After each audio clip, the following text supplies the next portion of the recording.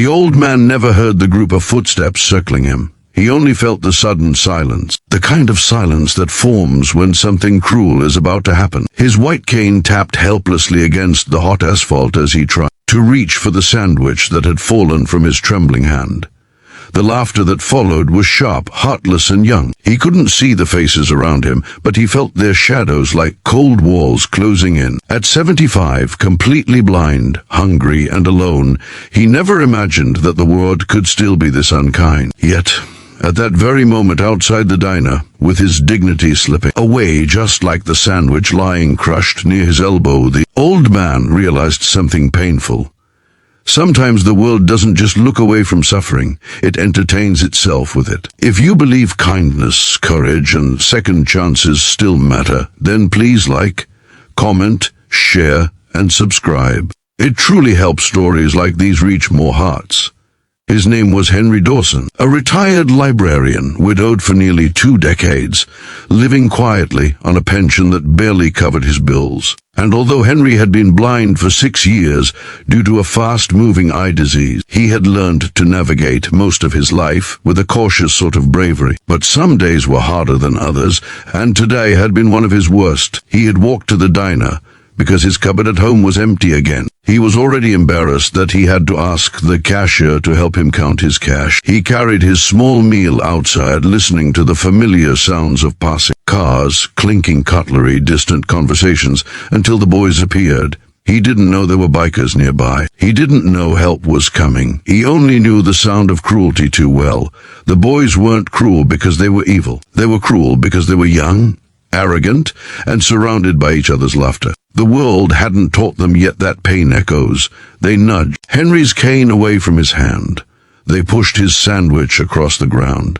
They shoved him gently just to see him lose balance. Someone even kicked the cane behind him, so he'd unknowingly crawl in the wrong direction. The boys laughed like it was entertainment. Henry begged them to stop, voice breaking, knees scraping the ground as he blindly reached. He didn't want to shout for help. Dignity is stubborn like that. But even dignity has breaking points. Henry wasn't aware that on the far side of the parking lot, a biker club had gathered. Big motorcycles lined up in chrome rows, heavy boots, leather vests, tattooed arms crossed. These men looked intimidating to most people, but in truth, they were a tightly knit group of veterans, blue-collar workers, fathers, husbands, men who had made mistakes, learned from them, and now protected kindness more fiercely than most. And among them was their leader, a towering figure with a beard like steel and a look that could freeze thunder. His name was Mason. Mason had seen many things in his life, but when he saw the blind elderly man on the ground with a sandwich scattered like crumbs of dignity surrounded by laughing teens who were pointing and filming him for fun, something primal and protective ignited inside him. Mason wasn't a man who roared often. He didn't need to. When he moved, people usually understood, and this time he moved fast. Henry didn't hear motorcycles rev or heavy boots approach. All he felt was the laughter abruptly stopping. Every mocking sound sliced away, replaced by a strange, heavy silence that felt different from the earlier one. This silence wasn't the silence of cruelty. It was the silence of consequences. The boys turned around and saw Mason standing there with 4 of his men behind him. No weapons, no threat, just presence. Presence can be louder than any punch. Mason didn't raise his voice, didn't chase them, didn't touch them. He simply stared at them with a look that peeled away their arrogance layer by layer until the boys realized what they looked like. Cowards bullying someone who couldn't even see them. In that moment, they weren't laughing anymore. They weren't recording anymore. They were just ashamed. They backed away, mumbling excuses that didn't matter, and in seconds disappeared down the street. Henry, confused, tried to sit up. His knee throbbed. His hands shook. He whispered something, thinking the boys were still there. But then he felt a large, steady hand gently grip his shoulder. Mason lowered himself, careful not to startle him, letting his deep voice soften to a tone no one in the parking lot had heard him use before. He told Henry he was safe now. He placed the cane into Henry's hand and gathered the sandwich pieces, not to salvage them, but simply to remove them from the ground, so Henry wouldn't accidentally reach into scattered crumbs and feel humiliated again. What struck Mason most was how Henry apologized over and over, as if being bullied had been his fault, as if falling had been his fault. Mason's chest tightened. No one should have to apologize for suffering. The bikers helped Henry stand, and Mason held his hand to stabilize him. Henry asked who they were. Mason replied in his deep, calm voice that they were just people who didn't like seeing good men hurt. Henry didn't know it yet, but that moment was about to change his life and theirs. They brought him into the diner and sat him at the booth closest to the window so he could feel the warmth of the sun on his face. He smiled faintly, saying the warmth helped him imagine the world he once saw. The waiter recognized Henry. He often came alone. The bikers insisted on buying him a warm meal.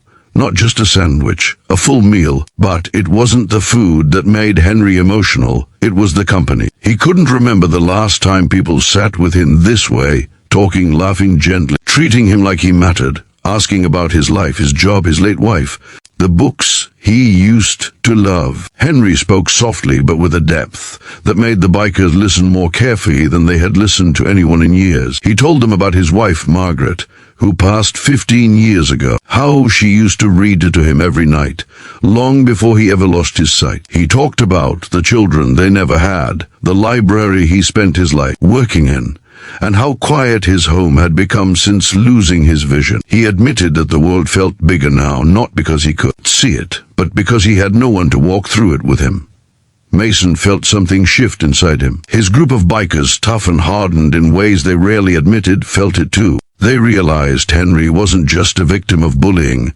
He was a victim of loneliness, and loneliness is sometimes more painful than cruelty. After the meal, Henry insisted he could walk home alone, but Mason quietly refused. Instead, the entire gang decided to escort Henry home, an elderly blind man walking through the streets with a protective circle of bikers around him. People stopped and stared, but not in judgment, in awe, in curiosity, maybe even in admiration. Henry laughed softly, saying he felt like a celebrity. Mason teased that he was the most important man in the city today. When they reached Henry's small house, the bikers noticed the peeling paint, the broke porch light, and the overgrown lawn that Henry clearly struggled to maintain. They didn't say a word about it. They just exchanged looks. Henry asked if they wanted to come inside, but Mason gently told him to rest. As Henry reached for the doorknob, he told them something that shook every man standing there. He said today was the first day in years that he didn't feel invisible. That night, Mason called the entire crew together. They weren't a charity group, they weren't a community service club, but they were men who understood loyalty, respect, and the responsibility of strength. So they made a decision. Quiet decision.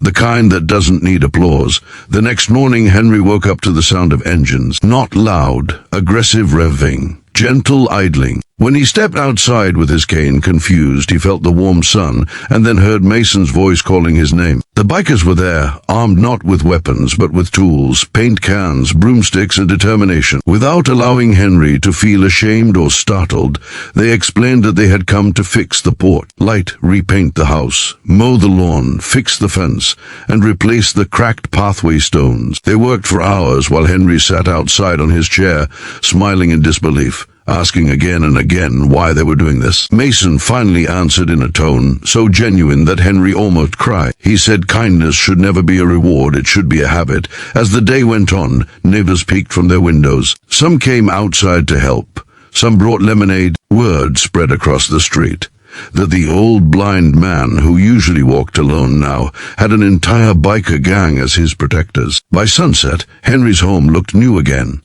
But something even more important had changed. He no longer felt alone. Mason placed a hand on Henry's shoulder and told him that from now on, every Sunday morning, someone from their group would come check on him, bring groceries, fix anything broken, or simply sit with him for company. Henry's voice cracked as he thanked them. He didn't know how else to express the gratitude overflowing inside him except with tears. Weeks passed. Henry became part of the biker family. They took him to events. They read books to him at the clubhouse. They built him a special holder on Mason's motorcycle, so Henry could ride with him safely at slow speeds. He laughed more in those weeks than he had in years. Strangers recognized him around town. Kids waved to him. People nodded to him with respect. The sting of that cruel moment outside the diner faded into something else, a turning point. But the boys who bullied Henry didn't disappear forever. One afternoon, Mason received a message from the school counselor. 3 of the boys had confessed what they had done and wanted to apologize. Mason wasn't sure Henry would want to see them, but when he gently explained it to Henry, the old man surprised him. Henry said forgiveness was easier than bitterness. Bitterness hurts the one who carries it more than the one who caused it. So Mason brought the boys to Henry's home. Henry listened to their shaky emotional apology. The boys admitted they were ashamed of themselves. Henry forgave them instantly, telling them that kindness isn't just something you receive, it's something you pass on. And he hoped that one day they would pass it on too. What happened outside the diner could have broken Henry completely, but instead it brought people together. It changed lives. It reminded an entire community what humanity really looks like. If this story touched your heart, please like, comment, share, and subscribe. Your support helps us bring more meaningful stories to the world. Before the ending, please comment, "Kindness is strength." Henry passed peacefully several years later, but his memory lived on within the biker group, within the boys who grew into better men, within the neighbors who witnessed his transformation, and within every person who heard his story. His life, once quiet and overlooked, became a testament to something powerful. Sometimes the darkest moment in your life becomes the doorway through which kindness finally enters. And in Henry's case, that doorway was opened by a group of unexpected heroes who understood one thing better than anyone: strength means nothing if you don't use it to protect those who have none.